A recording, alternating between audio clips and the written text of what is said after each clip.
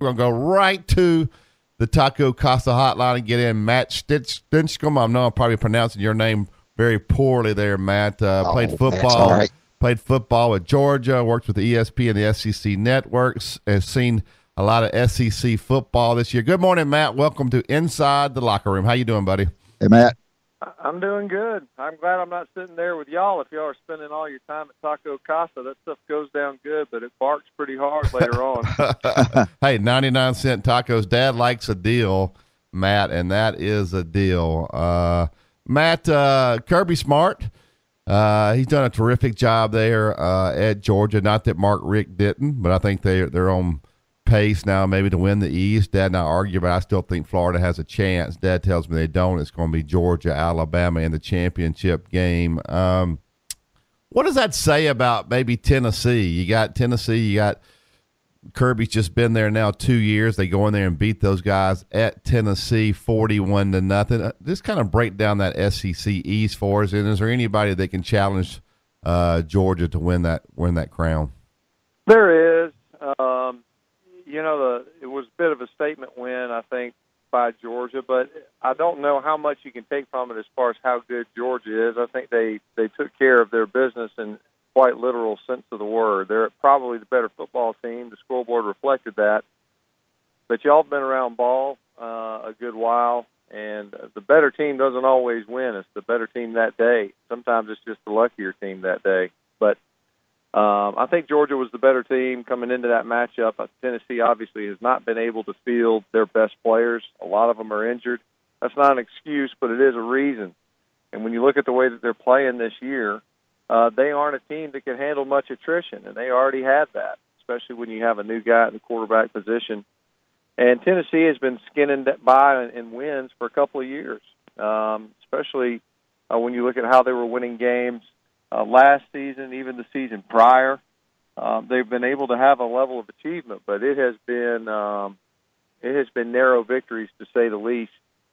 And when they have a little bit of injury, especially at some spots where they just could not afford that, I think it more than compromised them from a competitive standpoint. When you look at the East, top to bottom, we thought maybe Kentucky was going to be that dark horse candidate. We thought maybe South Carolina. Then they played one another, and Deebo Samuel, who's probably one of the best players in the entire conference on any roster, for South Carolina, breaks or fractures his leg. He might come back this year, but he'll be gone long enough to have thrown a wrench in the works for South Carolina. They weren't a team that was talented enough elsewhere to lose a guy like that. That creates a pretty sizable vacuum. Missouri's not a contender. And, in fact, they are, to say they're in rebuilding mode, they've been torn back down to the studs, and they're going to have to try to figure out a way to rebuild during the season. So you're left really with the Vanderbilt team and the Florida team. And Vandy's much improved on defense, and probably even more improved on offense, but they have no running game right now. Georgia has them this Saturday, a team that they were beaten by at homecoming at home last year. They play them in Nashville. Florida's just a team, I think, that this sounds horrible. I don't wish injury on anybody, but Luke Del Rio getting injured at quarterback, I think actually in some ways will clarify that quarterback position. Now you only have one choice. There is no more of this jockeying back and forth between Del Rio and Felipe Franks. Del Rio obviously got in the ball game and was able to win it for the Gators at quarterback there at the end versus Kentucky, and then started the following week versus Vanderbilt, only the last about a small portion of the first half. Now it's got to be Felipe Franks, and they got a kid that's emerging at running back. All that to say, boys, that it should be Georgia at the end because top to bottom they look to be the better team, but we've seen in recent years, probably the last 5 or 6, that Georgia probably should have won the division and didn't. So there's a lot yet to play. It's going to be Georgia. I like Georgia for a lot of reasons, but one of the reasons is Kirby told me that his dad used to bring him to see my games when I was coaching. So I really like it. I said, I really like it since that's the case. But Kirby wasn't in recruiting mode when he said that, was he, Wimp? No, I don't think so. He was recruiting Wimp, and he got him hook, line, and sinker, man. Yeah, he's got me. I'm a big fan. Only thing that scares me a little bit. This is really going to sound stupid to you. I don't know that two quarterbacks is good now. I'm glad the other quarterback got well. No, you're right. I know what happens behind the scenes when you complain about you get injured, you don't get your job back. I I don't want that to stir them up or to get them upset behind the scenes. Comment on that. Well, I think that the kid they got in there now, the true freshman Jake Fromm, is going to have to play his way out of the position in games. I don't think that the quarterback position will transition from practice performances. Now, they're going to say they're going to evaluate them in practice. Of course they are. Quarterback position is different from any other position. The quarterback influences the trajectory of your entire program, not just the offensive unit. Obviously, you can make changes on defense, but there's no one position that you can change and have as big of an impact on your entire team or even that side of the ball as a change at quarterback can have. And right now, Georgia's playing good ball. They're not playing good ball necessarily because of their quarterback play, but they are playing good ball with their current quarterback play. And, you know, sometimes you just don't mess with a good thing. And right now it's pretty good. That offense isn't great. They need to improve, and it's hard to improve when you're jockeying different guys in and out of there. If you've got a guy that's getting better and he's figuring it out, and meanwhile the rest of the team's playing well, you know, to stick the other guy back in there at this point, the whole you don't lose your job because of injury, that's that's stitched on a pillow somewhere, but nobody really follows that philosophy. You don't mess with a winning streak. We're talking with Matt Stinchcomb with ESPN SEC Network. Matt, I asked Dad and Houston Nutt this yesterday. I think Alabama needs to be in a tight game where they got to win it in the fourth quarter. Now, you can't orchestrate it. I mean, you got to go out and try to beat everybody as bad as you can, as quick as you can, and they've done that. But I'm talking about when they get to before they get to the playoff, if they were to make it that far, you'd like to see Jalen Hurts make some crucial plays down the stretch in the fourth quarter. You got to make a big kick. You got to make a big stop like they didn't do against Clemson last year. And, of course, if you get in one of those games and you win it, the coaches will say, man, we really needed that. I'm glad we came out with a win. If you lose it, you don't want any part of that. Is that, as a player, as a former player, is that something that's big to where you got to perform under the pressure of the fourth quarter? Is that a big thing, or am I overdoing that? No, I think you're exactly right.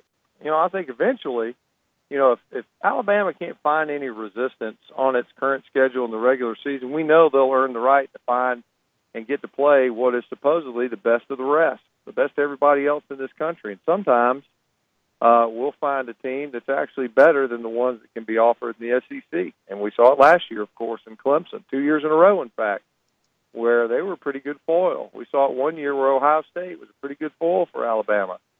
To be able to play a game late, I think you're exactly right. This roster is different from last year's. That's the beauty of college sports. You don't get to keep the team that you like the most. Those guys are going to graduate. They're going to go to the NFL. They're going to transfer, whatever it is.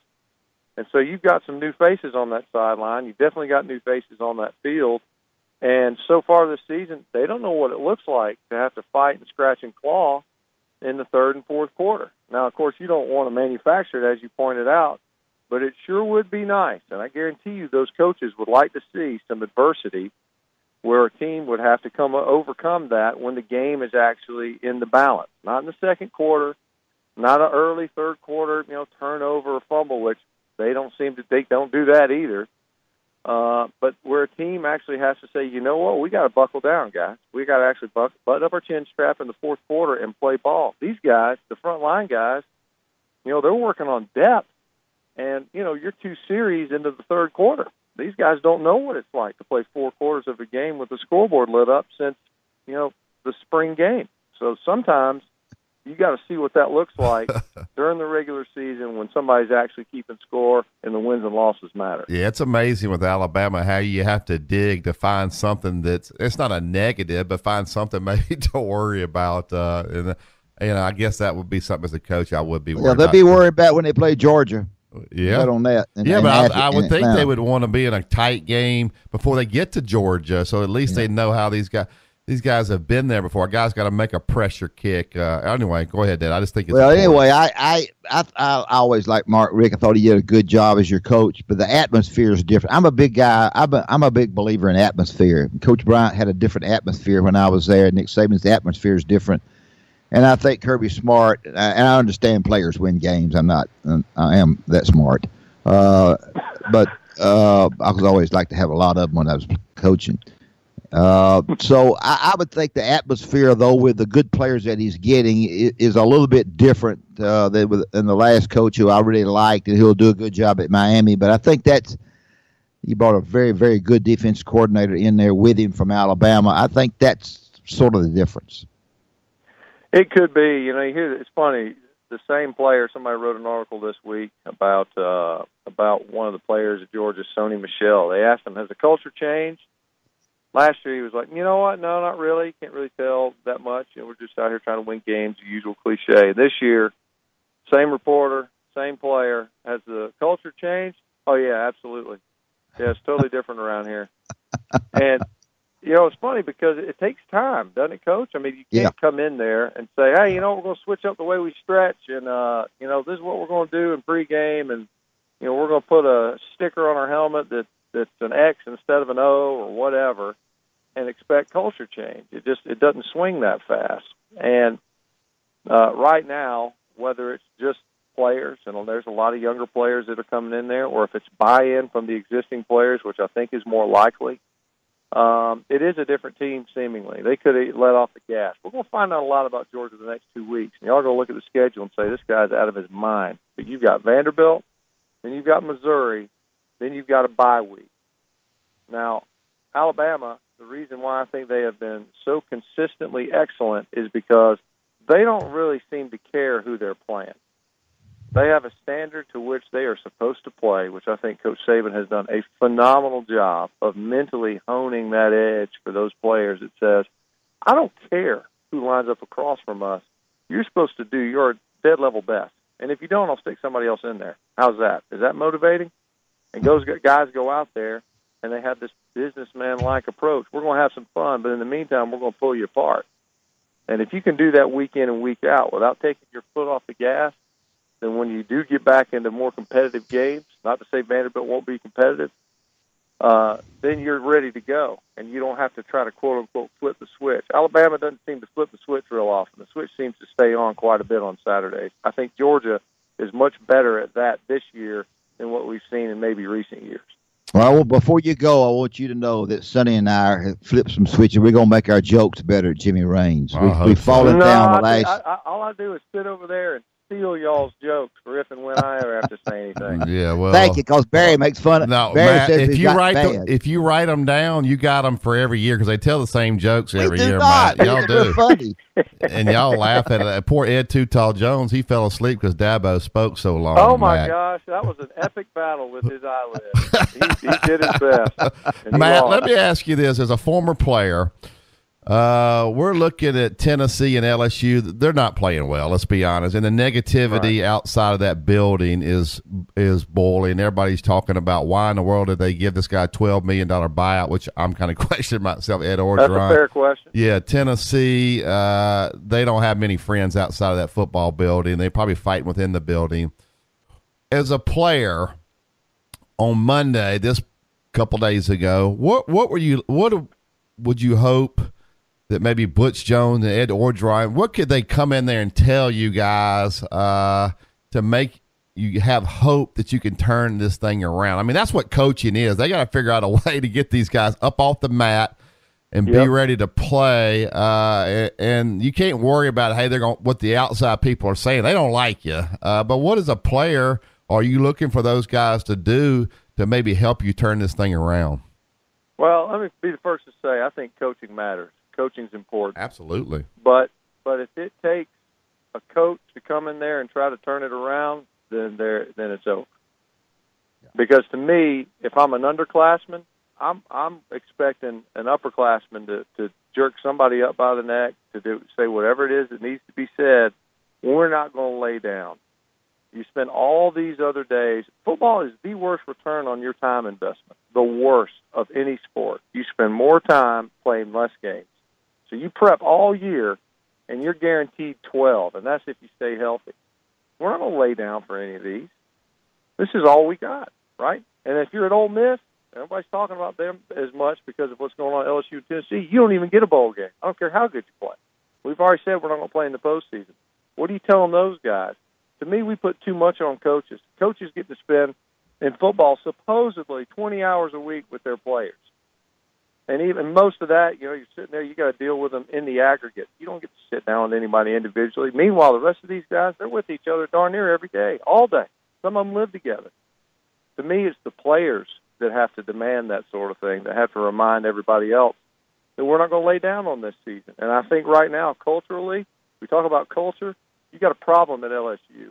They play soft. They're playing really soft ball, and it looks to me like some of their best players are starting to think about mailing it in. We'll find out Saturday because some of them are supposedly healthy again, the ones that project to the next level.